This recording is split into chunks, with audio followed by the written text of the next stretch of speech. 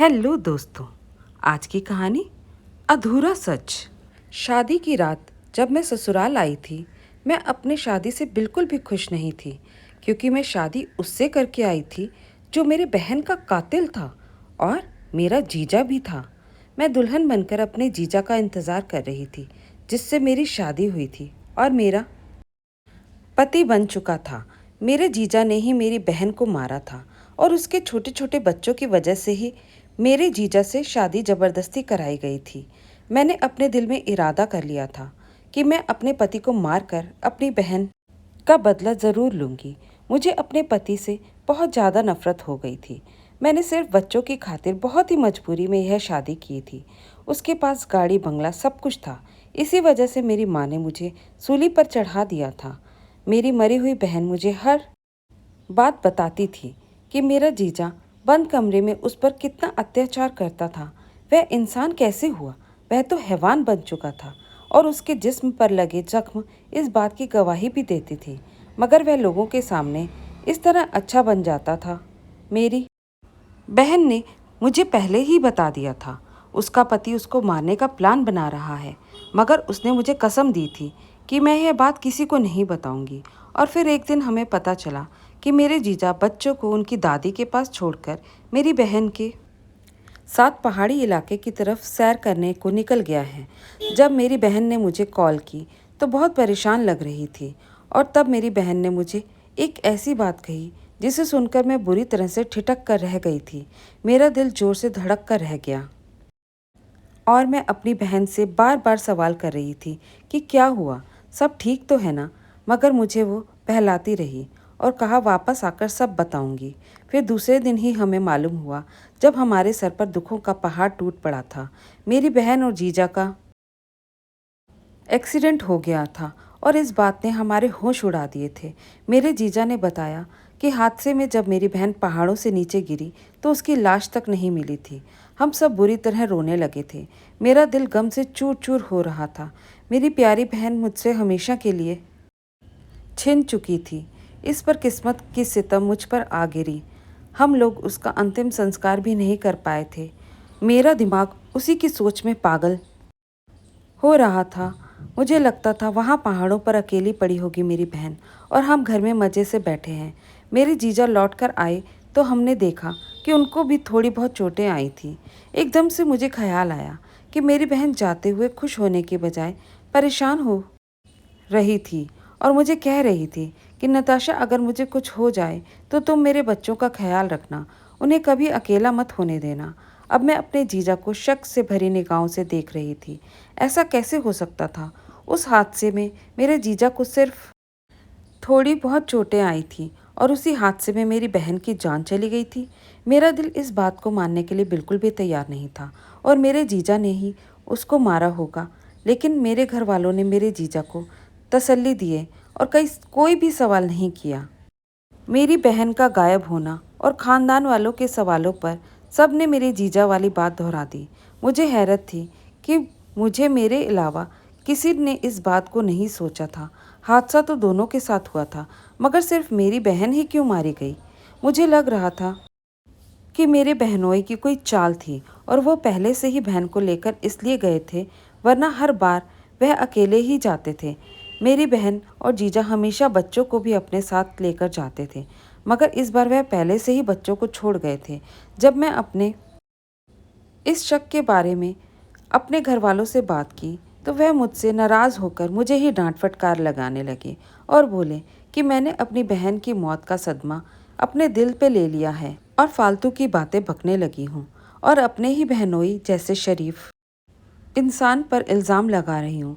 मैं घर वालों की बात पर उनके सामने तो चुप रही, मगर मेरे जीजा हमारे घर आए तो मौका देखते ही मैं उनके सर पर पहुँच गई और उनसे सवाल किया कि एक्सीडेंट तो आप दोनों का हुआ था, फिर आपको इतनी कम चोटें कैसे आई? मैंने एकदम अपने जीजा से ऐसी बात की जिसे सुनकर उनको बहुत झटका लगा था और वो यहाँ वहाँ देखने लगे। मैंने कहा कि वह मुझसे कुछ छुपा नहीं सकते, क्योंकि मेरी बहन ने जाने से पहले ही मुझे सब कुछ बता दिया था। मैंने महसूस किया था कि मेरी बात पर मेरे जीजा की शक्ल बिल्कुल बदल गई। फिर मेरे जीजा ने अपने आप को संभाल कर मुझसे बोले कि अगर तुम जानती हो तो फिर और भी अच्छी बात है, मगर तुम सच्चाई किसी को बताना नहीं, इसलिए चुप रहो और मुझसे सवाल मत करो। मैं अपने जीजा की दिलेरी पर फटी फटी नज़रों से उन्हें देख रही थी। मेरे जीजा ने इसके बाद हमारे घर आना जाना बिल्कुल बंद कर दिया था और वह बच्चों को भी थोड़े दिन बाद ले गए। हमारे घर में भी सबको मेरी बहन की मौत का गम अपने सीने में सब दबा लिया था, मगर मेरे दिमाग से मेरी बहन की मौत का सदमा नहीं जा रहा था। मेरे जीजा के शब्द मुझे बहुत मुश्किल में डाल रहे थे और वे अपना जुर्म कबूल कर चुके थे, मगर साथ ही यह भी जता रहे थे कि मैं किसी को नहीं बता सकती। वे ठीक बोल रहे थे, क्योंकि घर में किसी को भी मेरी बात पर यकीन नहीं था। सब मेरे जीजा पर अंधा विश्वास करते थे। हद तो तब हुई जब पूरे 1 महीने के बाद मेरे बाप बाप ने फैसला किया कि मेरी शादी मेरे जीजा के साथ कर दी जाए। मैं तो यह सुनकर तड़प उठी थी। मैं उस इंसान के साथ कभी जिंदगी नहीं बिताना चाहती थी जो मेरी सगी बहन का कातिल हो, और इसके साथ मेरी बहन ने रो रो कर जिंदगी बिताई हो। और मेरे जीजा जी को जो बीमारी थी उसकी वजह से मेरी शादी करना मेरे लिए एक अलग ही चैलेंज था। मगर भांजा भांजी बहुत बीमार रहने लगे थे और मेरी माँ चाहती थी कि उन्हें घर पर अच्छा माहौल और माँ का प्यार मिले। सबकी जिद थी कि जीजा के साथ मेरी शादी हो जाए, क्योंकि बच्चों को माँ जैसा प्यार सिर्फ मैं ही दे सकती थी। मैंने माँ से बात करने की कोशिश की और समझाना चाहा कि मैं बच्चों को यहाँ घर पर बैठे ही पाल सकती हूँ, मगर मेरे जीजा अपने बच्चों को खुद से दूर करने को तैयार नहीं था। मेरे घर वालों ने मुझ पर दबाव डालकर मेरी शादी मेरे जीजा के साथ करवा दी और मैं विदा होकर उनके आलीशान घर में पहुँच गई थी। मुझे बहुत डर था मेरी ज़िंदगी भी मेरी बहन जैसी होगी और मेरा अंजाम भी बहुत दर्दनाक होगा। अब तो मुझे बहुत रोना आ रहा था, क्योंकि मेरे घर वाले मेरे जीजा की असलियत बिल्कुल नहीं जानते थे। इस वजह से पहले ही एक बेटी गंवा चुके थे और अब दूसरी बेटी भी दे बैठे थे। मैं बेबस थी। अपने जीजा यानी मेरे होने वाले पति कमरे में बैठी मैं रो रही थी। बच्चे मुझे माँ के रूप में देखकर बहुत खुश हो रहे थे और इसी खुशी में मेरे पास सो गए थे। मगर अब मेरे पति बच्चों को उनके कमरे में सुलाने ले गए थे। मेरा दिल डर से धड़क रहा था। मेरा दिल चाहा कि मैं यहाँ से भागकर किसी अच्छी जगह पर जाकर छुप जाऊँ, जहाँ मेरे पति की नज़र कभी मुझ पर ना पड़ सके। मगर मैं मजबूर थी। मुझे यहीं रहना था और बच्चों की खातिर उनके बाप की हर बात भी माननी थी, क्योंकि मेरी मम्मी ने मुझे समझाकर भेजा था कि अगर मैं अपने पति की बात ना मानी, उनकी इज्जत ना की, तो उनके घर का माहौल ख़राब हो जाएगा और इसका असर बच्चों पर पड़ेगा। मगर मैं दूसरी तरफ यह भी इरादा कर चुकी थी कि जिस तरह मेरे पति ने मेरी बहन को मारा है, इसी तरह मैं भी उन्हें ख़त्म कर दूंगी। मैं उन्हीं सोचों में घूम रही थी जब मेरे पति कमरे में आए और मेरा पूरा बदन उनके आने से थर थर काँप रहा था। मैं भगवान से प्रार्थना कर रही थी कि मेरे पति मेरे करीब ना आए, मुझे मना करने की तकलीफ़ ना उठानी पड़े। मेरी बहन ने मुझे बताया था कि उसके पति को ऐसी बीमारी लग चुकी है जिसकी वजह से मेरी बहन के करीब नहीं आता था। मैं अपनी बहन को याद करके बहुत गम में हो गई थी और रोने लगी थी। जब मेरे पति करीब आए और मुझे उदास देखकर बोले कि तुम परेशान मत हो, मैं तुम्हारा ख्याल रखूँगा और तुम्हारे सारे अधिकार मैं पूरा करूँगा। बस बदले में मुझे अपने बच्चे बिल्कुल ठीक चाहिए। तुम उन्हें प्यार देना, अपना ध्यान देना, ताकि उनकी सेहत को कोई खराबी ना हो। मैं अपने पति को देखकर दंग रह गई थी। मैं कहना चाहती थी, अगर इंसान को अपने बच्चों की इतनी परवाह थी तो उसने अपनी वफादार मासूम पत्नी का कत्ल क्यों किया? उसने बच्चों से उनकी माँ क्यों छीन ली? आज बच्चों की सेहत का डर क्यों सता? मगर पति को कुछ ना कह पाई थी, क्योंकि मैं नहीं चाहती थी मैं कोई ऐसी बात करूं जिससे वह इंसान अपने असली रूप में आ जाए। मैंने सोचा था मैं बड़ी ही चालाकी से अपनी बहन का बदला लूँगी। मैंने चुपचाप से अपना सर झुका दिया था और इस से पहले मैं वहाँ से उठकर जाती, मेरे पति ने मेरे हाथ को थाम लिया था और मैं ना चाहते हुए भी कुछ नहीं कर पाई थी। अगले दिन मेरे घर वाले मिलने आए तो मेरी माँ ने मुझसे सवाल किया कि मैं ठीक हूँ या नहीं, क्योंकि मेरी बातों और नाराज़गी की वजह से मेरी माँ बहुत परेशान रहती थी। मैं अपने माँ के सवाल पर सर झुकाए बैठी रही थी, क्योंकि मेरे पास अब बोलने को कुछ नहीं था। मुझे अपनी बीती हुई रातें याद आ रही थी। मेरा दिमाग उलझता जा रहा था। मेरी माँ की घबराहट और परेशानी पर मैंने उन्हें दिलासा दिलाया कि मैं बिल्कुल ठीक हूँ और सब अच्छा है। बल्कि सच तो यह था, मैं वाकई में बिल्कुल ठीक थी। मेरी माँ को तसल्ली हो गई थी। मगर मैं सोच चुकी थी कि मैंने अपने जीजा की असलियत अपनी बहन की मौत का राज जानकर ही रहूँगी। और मेरे घर वाले बड़ी तसल्ली से अपने घर चले गए और मैं अपने पति को देखकर रह गई थी, क्योंकि शादी की पहली रात ही मैंने बहन की बात को गलत साबित हो गई थी।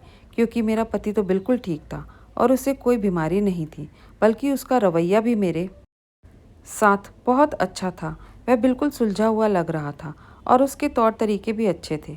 मगर यह भी तो हो सकता है मेरा पति यह सब दिखावे के तौर पर और मेरा शक दूर करने के लिए ऐसा कर रहा हो। इसलिए मैं ज़्यादा बेखबर नहीं हुई थी। मुझे अपनी बहन की रोती आंखें याद आती थी। मेरे पति के पास अच्छा खासा पैसा था और महीने की तनख्वाह भी लाखों में आती थी। मगर उसके बाद भी मेरी बहन बड़ी खराब हुलिये में रहा करती थी। उसके चेहरे पर हर टाइम उदासी छाई रहती थी। बच्चों के बाद मेरे पति ने मेरी बहन को बिल्कुल ही नौकरानी बनाकर रख लिया था। वह जब भी हमारे घर आती थी, मैं उसके साथ रहती और मेरी बहन मुझे थकी थकी और उदास सी रह लगती थी। जबकि अब मेरे लिए मेरे पति का नरम रवैया और नरम मिजाज की वजह से घर में मैंने जल्दी ही कामकाज और बच्चों की जिम्मेदारियां संभाल ली थी। बच्चे अब संभल गए थे और मेरे आगे पीछे ही मंडराते रहते थे। मैं उनको हर टाइम की देखभाल किया करती थी। खाने पीने में भी उनकी मर्जी का ख्याल रखा करती थी, जिसकी वजह से वे अच्छा खाने पीने लगे थे। मुझे हर टाइम महसूस होता था जैसे मेरे पति मुझे देखते रहते हैं। मैं उनकी नज़रों से परेशान होने लगी थी। मैंने थककर अपने पति से सवाल किया कि वह मुझे ऐसे क्यों देखते हैं। उस पर मेरे पति ने जो जवाब मुझे दिया, वह मुझे इस बात से हैरत का झटका लगा कि मेरे पति बोले कि मैं यह देखता हूँ कि तुम वाकई ऐसी हो या फिर एक रोज़ तुम भी अपनी बहन जैसी हो जाओगी। मैं अपने पति की इस बात पर हैरान रह गई। मुझे लगा जैसे मैं अपने पति का असली चेहरा देखने को बेताब थी। वैसे भी मेरे पति को मेरी हकीकत जानने का शौक़ था। मुझे हैरत इस बात पर थी कि मेरे पति को ऐसा क्यों लगा कि मैंने खुद को छुपा कर रखा है, और उनके इस शब्द ने मुझे और भी ज़्यादा उलझा दिया था। जैसे जैसे टाइम बीतता जा रहा था, मैं ज़्यादा उलझती जा रही थी। मेरे पति के अंदर मुझे कोई ऐसी बात नज़र नहीं आती थी जिससे मैं कुछ अंदाज़ा लगा सकती। एक दिन मेरी छोटी भांजी को तेज़ बुखार हो गया था। वह सारा दिन बुखार से जलती रही। मेरे पति घर पर नहीं थे। मैं परेशान सी बच्ची को संभालती रही। उसे मैं सारा दिन कुछ न कुछ खिलाने की कोशिश करती रही, मगर वह जिद में थी और कुछ खा नहीं रही थी। थक कर शाम के टाइम में उसके लिए मैंने थोड़ा सा दलिया बनाने के लिए किचन में चली गई। तब मेरे पति आ गए। हमेशा की तरह आते ही पहले बच्चों के पास पहुंचे तो बेटी की हालत देखकर घबरा गए और जल्दी से उठाकर अस्पताल ले गए। मैं किचन में खड़ी थी। जब निकल कर देखा तो बच्ची गायब थी और मेरे भांजे ने मुझे बताया कि पापा उसे अस्पताल ले गए हैं। मैं चुपचाप से अपने भांजे को खाना खिलाकर सुलाने लगी। रात के टाइम जब बच्ची की हालत ठीक हुई तो मेरे पति उसे घर लेकर आ गए। मुझे देखा तो बोले कि मैं तुम्हारी हर ज़रूरत पूरी करता हूँ, कुछ भी चाहे मुझसे मांग लो, मैं ला दूँगा। बड़ी मेहरबानी होगी। मेरे बच्चों की तरफ से इतनी लापरवाही मत करो। मुझे यह बात बर्दाश्त नहीं होगी। मैं उनकी बात पर हैरान रह गई और पहली दफ़ा मैंने अपने दिल में उनके लिए नफ़रत और गुस्से को अपने दिल में जो ले बैठी थी और गुस्से से बोली, अगर बच्चों की इतनी ही फिक्र थी तो उन्हें उनकी माँ से दूर क्यों किया। मेरी बात पर मेरे पति ने कोई जवाब नहीं दिया और अपने कमरे में चले गए। मैंने सर झटक कर बच्ची को दलिया पिलाया और अपने सीने से लगाकर सुलाने लगी। मेरा दिल बुरी तरह से रो रहा था। मुझे अपनी बहन की याद आने लगी, जो सारा टाइम अपने बच्चों के साथ लगी रहती थी, मगर फिर भी उसके बच्चे उससे दूर दूर रहते थे। मुझे आज समझ आ रही थी ऐसा क्यों हुआ था। उनका बाप उनके दिल में नफ़रत पैदा करता था। अपनी जिम्मेदारी पूरी करके यही जताता था बस उसे बच्चों की फिक्र है और किसी की नहीं है। मुझे अपना पति अजीब दिमागी मरीज लग रहा था। मैंने पूरा दिन बच्ची के साथ टाइम बिताया था, मगर उसने फिर भी ऐसी बात कहकर ऐसे जताया जैसे मुझे बच्चों की कोई परवाह ना हो, जबकि मैं उसकी असलियत जानती थी। वह इंसान नहीं, हैवान है जो बच्चों को उनकी माँ से दूर कर दिया और मैंने कितने दिन बच्चों के साथ लगी रही, उनका ख्याल रखती थी, मगर पहली बार मैंने अपना गुस्सा और नाराज़गी अपने पति पर दिखाई और उनके कमरे में नहीं गई। मैं अपने पति का खाना पीना और बाकी सब जिम्मेदारियां पूरी कर रही थी, मगर उनके कमरे में नहीं जाती थी। इस बात का मेरे पति पर असर हुआ कि वह एक दिन मेरे पास आए और बोले, मैं तुम्हें कहीं ले जाना चाहता हूँ। मैंने सवालिया नज़रों से अपने पति की तरफ देखा, मगर वह मुझे तैयारी करने का बोलकर बच्चों के पास चले गए। अभी मैं वहाँ जाने लगी थी कि बच्चे आ गए और मेरे पति ने उनसे जो बात कही वह सुनकर मेरे रोंगटे खड़े हो गए थे। वह बच्चों से कह रहे थे, आओ तुम्हें तुम्हारी दादी के पास छोड़कर आता हूँ, फिर मुझे तुम्हारी माँ को डॉक्टर के पास ले जाना है क्योंकि उनकी तबीयत ठीक नहीं है। मैं सुनकर हक्का बक्का रह गई थी।